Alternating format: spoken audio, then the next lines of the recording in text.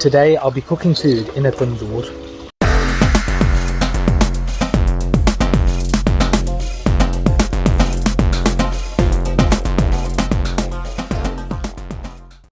Before we get started, I'm just saying a quick hello to the chickens. Don't worry, we're not cooking these today. The first step before cooking in a tandoor is to wet the sides of the inside with some wet spinach leaves.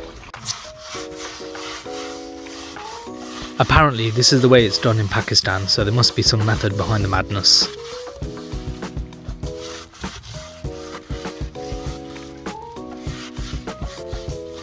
Whilst the preparations were going on, these two decided to have a bit of a disagreement. We have an up and coming young cockerel there who decides to try his luck every now and then.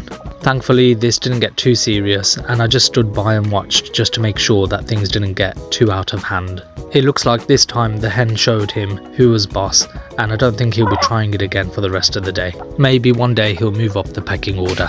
Anyway, back to the tandoor preparations. We lit the fire and waited for the clay to heat through properly.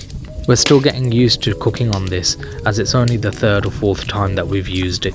Now that the weather's warming up, we will be using this more often, so hopefully by the end of the summer we'll be pros at cooking on the tandoor. I also wanted to show you guys this part of the lawn which had no grass growing on it, and it was really difficult to grow new grass on it because the chickens would just peck at it. But thanks to this fine mesh, we've had success. We're also really enjoying these flowers, which are adding a really lovely pop of colour to the garden. Usually nice things like this don't survive when you have chickens, but for some reason they're all staying away from this one. This is the one and only surviving chick this year of all the ones that we hatched. Unfortunately, it's an only child now.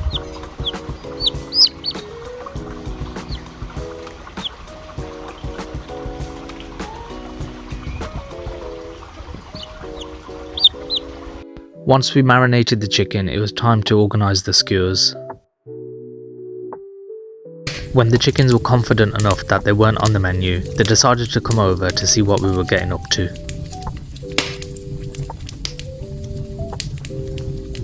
We underestimated how much material we needed to burn to cook the food today, so I've come to the local woods to collect some wood to burn in the tandoor so we can get that food cooked. Listen to the sound that this makes when I break it. That sound tells you that it's really good for burning.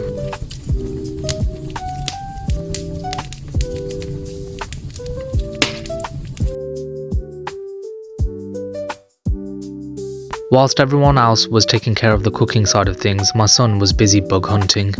With the chicken skewers all done, it was time to start making some roti.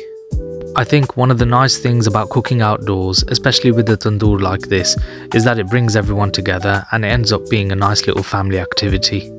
My parents really enjoyed it because it reminded them of what life was like when they used to live in Pakistan, and it took my mum back to her childhood where she used to make roti on a tandoor with her mum.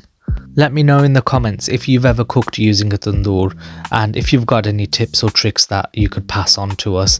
As I said at the beginning of the video, we're still trying to get to grips with it. And as always, subscribe for more.